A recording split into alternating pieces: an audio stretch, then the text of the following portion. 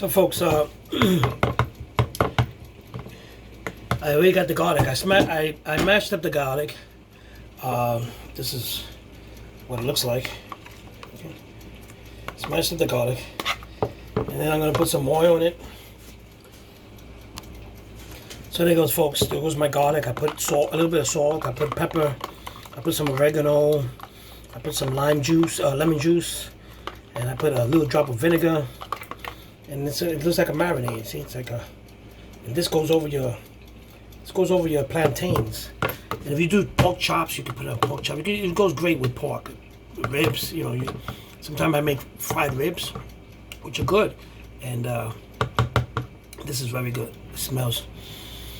Oh my God, I love garlic. Anyway, folks, stay tuned because food is almost done. Hey, folks, Chef Jesse back. Well, you've been with me for a while, right? We made the garlic sauce for the tostones. We made the fresh limeade, and the roast pork is in the oven. And now I'm going to take the roast pork out because I'm going to start to take. Let me see. I'm going to start cooking my plantains. And I'm going to start warming up the. So let's go see how this roast pork looks. I have to take it out and I have to cut it up. So let's see how it looks. This is amazing. And I'm going to show you. You're going to see it. This oven is set at 500. I got both air conditioners going. And the apartment is like a. This is stuff that you're not supposed to cook this in the summertime. I'm crazy. But what are you going to do? You got to eat, right? And you got to eat good. There you go. Ooh, cools off quick. So folks, this thing is, you got to hear the sound of this. Let me show you. Look at that. Look at that. Let me bring this out a little bit out. There we go. Look at that. Look at that. Okay. This part here is crunchy. This is the crunchy part. This is the best part of the pork here. So when you cut up the meat, you put this on the side. This is all nice and crunchy. And look at that. Oh. Let's see if we can turn it. Oh, stuck in the bottom there. I burned myself. Anyway, folks, this is what it's looking at. Look at that.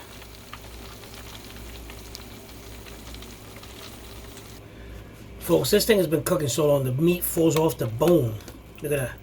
Off the bone. Look at that. Look how this it looks. Look at that. I'm just going at that with the fork, and it's like pulled pork. Off the bone. Look at this big chunk that came off. Look at that. Off the bone. And then the part on top. Look at that. There we go. Look at that. Off the bone. So I use a fork and I start to shred the meat. Just like if it was pulled pork. And yeah, it smells like pork.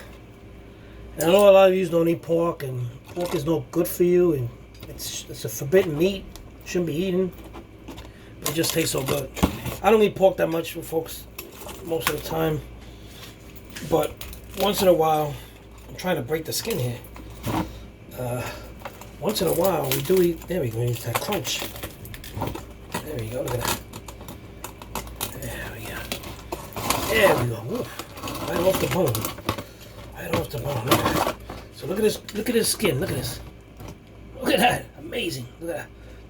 Look at this skin. And like I said, this looks pretty big, but it wasn't that big. And the meat is coming right off the bone. It's amazing. It's amazing. You know, you cook it long enough, you cook it at the right temperature. And I'm going to show you the bone, how this thing, you see I only used 2 forks. Look at the bone. It's kind of hot. Let me get a napkin. Folks, look at the bone. Look at this. Look at the meat coming right off. Came right off. Look at this bone. Look at it. The meat is coming off the bone. Look at that. Oof. Look at this piece of bone. Look. God. It's hot. It's hot. So, look at this bone. Right off. I got a friend of mine who I used to work with. Nice Italian dude. And he retired though. And I used to save the bone for his dog. And look at this. Look at this meat. Look at this. Comes right off. Right off the bone. Right off the bone.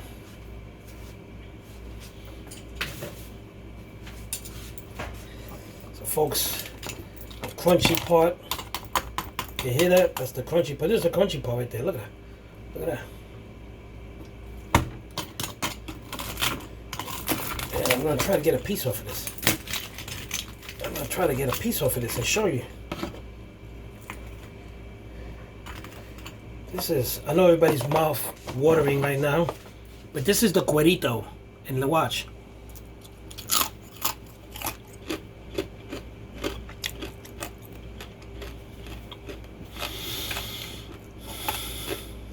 It's like a drug. My God, you can't be happy. So, folks, now I'm gonna do my plantains. So,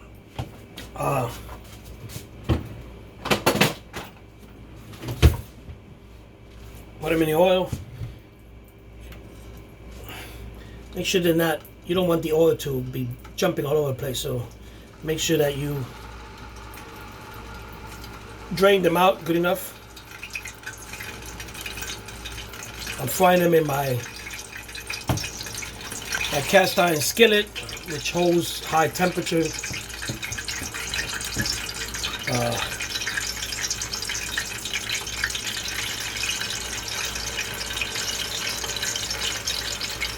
Yeah, folks, that roast pork pernil looks very delicious. You can see it fall right off the bone, the crunchiness. It's amazing. Like I said, I cooked it at 350. I cooked it all together, I would say, I cooked it for about 4 hours, 4 hours and a half, depending on the size. I cooked it at 350.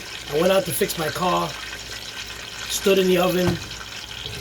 Then I came home to check it. I set it down to about 275, 250. And then finally, the final step, when I finished and came back up, I set it at 500.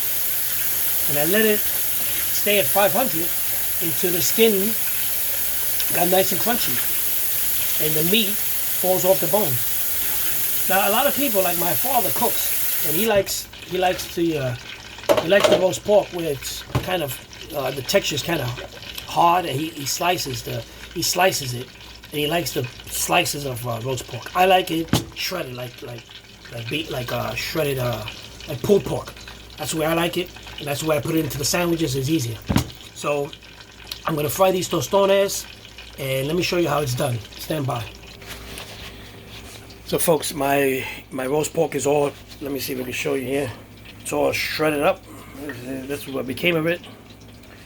And there goes the cuerito, getting nice and hard. My plantains are frying in there. And where I'm going sandwiches, this panini maker. And I'm going to be warming it up in a few minutes. So I'm going to plug it in, warm it up, and then we're going to start making the sandwiches. And I'll show you how to make the sandwiches, and I'll show you how it's done.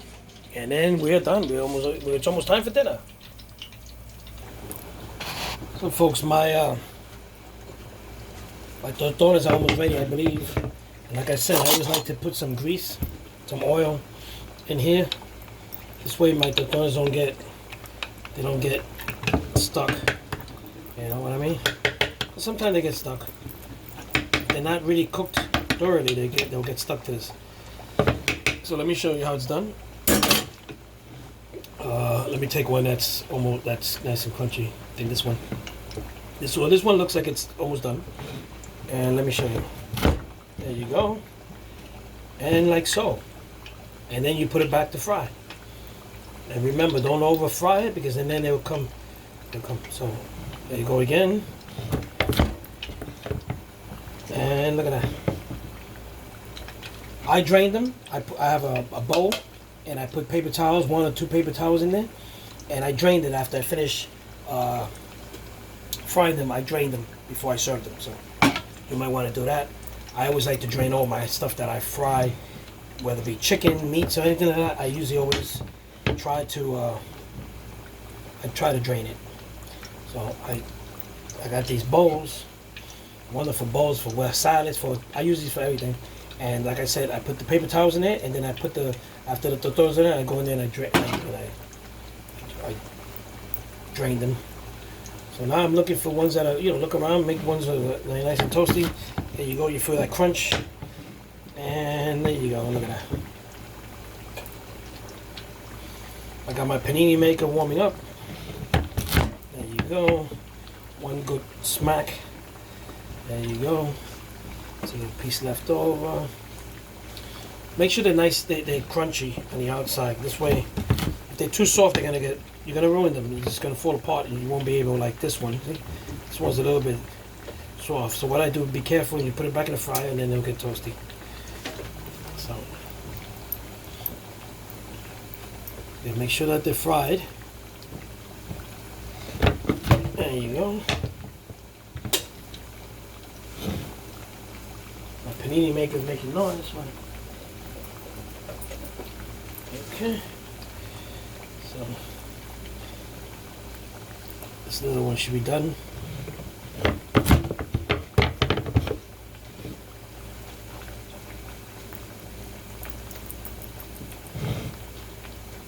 Into the smasher. Let me show you.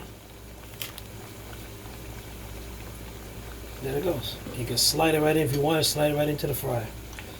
There you go.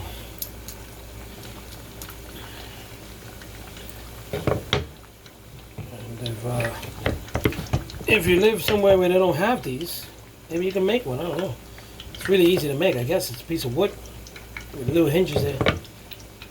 And if you want to, private message me, and I'll send you one. I'll ship one over to you. Why not? Uncle Jesse, Chef Jesse's a nice guy. I'm here for the public. And, hey, I don't have a problem shipping one to you. Just pay the shipping and handling. I don't care. So here we go. And there you go. Okay, they're almost done. So I like to eat these things nice and warm, so you gotta time it right so that they're done. And this is kind of thick, so it might not be cooked all the way at the bottom. Let me see. Got stuck. It looks like it. There you go. No, this looks like it's gonna. Oh no, there you go. Throw it into the fryer and it'll stay together. So, there we go. And we got one more. So far we're good. So far we're doing good with these tostones. Here we go. Don't try to get away. Oh, that one try to get away. Okay, and we're done. Into the sink. Let me show you how it's looking. There we go. Look at that, nice and frying. And now we're going to wash this off, because I'm going to start making my sandwiches.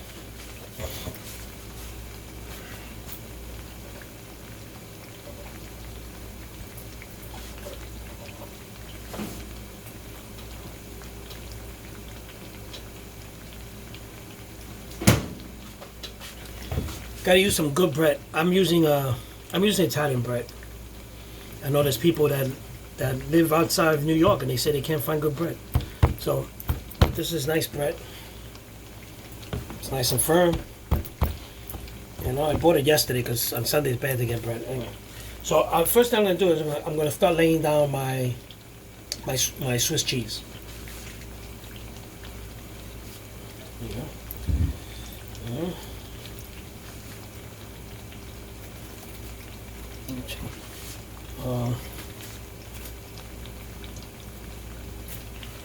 Okay. Try to use some good, nice imported Swiss cheese. And then I'm gonna get my ham, and I'm gonna. For sandwiches, I usually like drop it, but for Cuban sandwiches, I lay it down flat.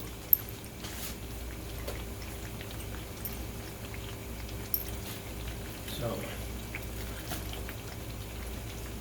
lay down flat, fold it.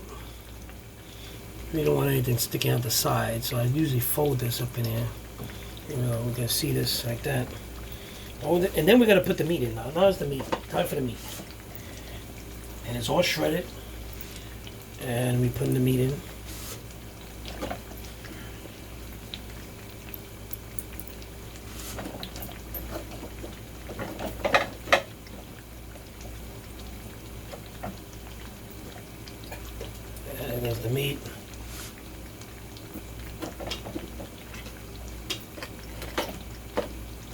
falling apart, folks. This meat is falling apart. Okay.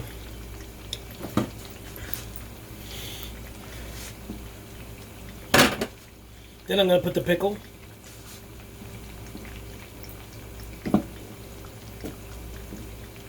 Use 2 pickles. I got these thin sliced pickles, and then I'm going to put the mustard. Again, I don't do mustard, but Gilbert does. And it's tradition that, oh, that's closed. It's a tradition that you got to use mustard, so.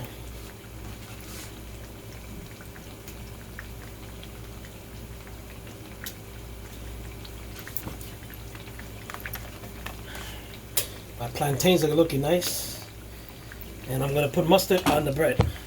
Okay.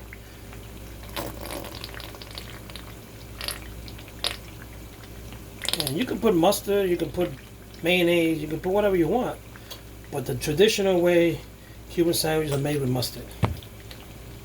There we go.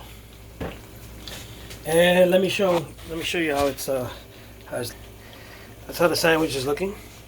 So you got your Swiss cheese, your ham, your roast pork, and your pickle, and there goes your mustard. And my plantains are nice and crispy, so I gotta take them out quickly. So I'm gonna put this into the panini maker, like so.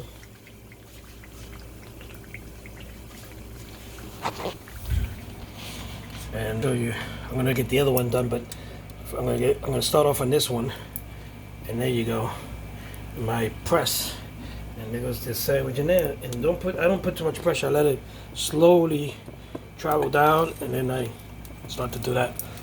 And because you don't want to see, you want the sandwich starts to slide if you do that. So without putting pressure on it, just put this on there, and there you go.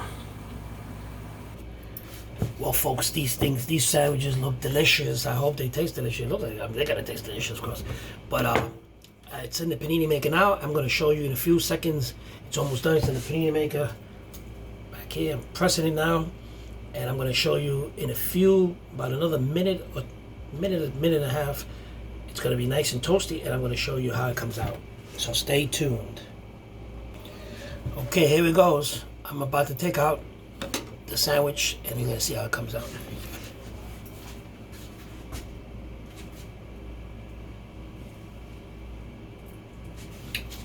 Not a second.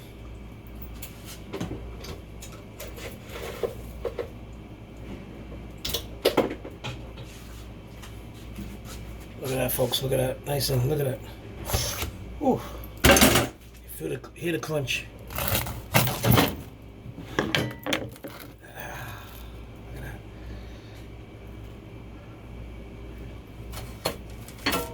And that's it, folks.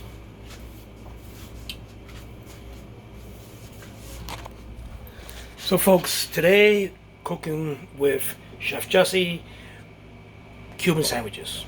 I made the roast pork. I showed you how to make it.